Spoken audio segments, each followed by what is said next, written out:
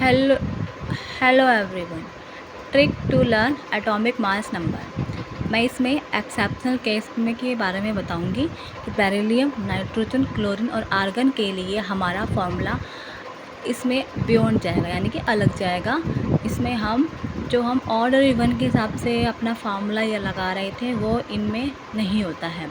मैंने इससे पहले आपको एटॉमिक नंबर निकालना सिखाया था, तो मेरा यहाँ पे एक्सेप्शनल केस के बारे में रह गया था, तो अब मैं एक्सेप्शनल केस के बारे में ही बताऊँगी। तो बेरिलियम का एटॉमिक नंबर कितना होता है? 4, और नाइट्रोजन का 7, क्लोरीन का 17 और आर्गन का 18। अब बेरिलियम का 4 तो है, तो ये क्या इवन नंबर है, लेकिन इसका जो फार्मूला होगा वो +1 यानी कि ऑड के हिसाब से होगा, और इसका नाइट्रोजन का इवन के हिसाब से होगा। तो है ये इवन ऑड नंबर, तो यहाँ पे formula n multiplied to even के हिसाब से होगा। क्लोरीन में हम 1.5 ऐड करते हैं, इसको लर्न कर लेना, ये भी एक्सेप्शनल में ही है। इसका आता है हमारा 35.5।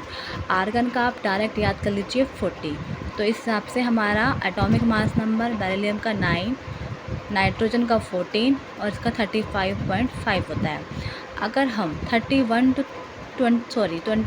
30 एलिमेंट्स का ट्रिक लगाएं तो हमारा ट्रिक है 3 4 5 4 5 4 5 3 4 5।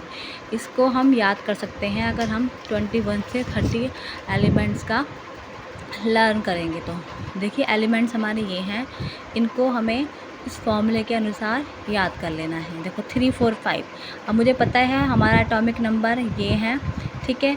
तो इनके तो हमारे कंटिन्यूअस हैं, ठीक है। 21 में मल्टीप्लाई 2 करेंगे, यहाँ पे +3 हो जाएगा, ये +4, ये +5, तो हो गया 3 4 5। तो उसका एटॉमिक मास नंबर ये आ गया। अब यहाँ पे हम क्रोमियम का और मैग्नीज़ का 4 5 के अनुसार करेंगे तो हमारा ये आ जाएगा, और फेरल इसका करेंगे तो हमारा 4 5 के हिसाब से ये आ जाएगा। अब हमें यहाँ पे एक चीज़ याद रखनी है, ये हमारा 3 4 5 के अनुसार ये 3, ये हमारा 5.5, ये हमें याद कर लेना है, और यहाँ पे 5 तो है ही। तो हमें 3 4 5 यहाँ पे याद करने के लिए बस इतना याद करना है कि यहाँ पे 5.5 लगा देना है, तो हमारा एटॉमिक मास नंबर ये आ जाएगा। Thank you.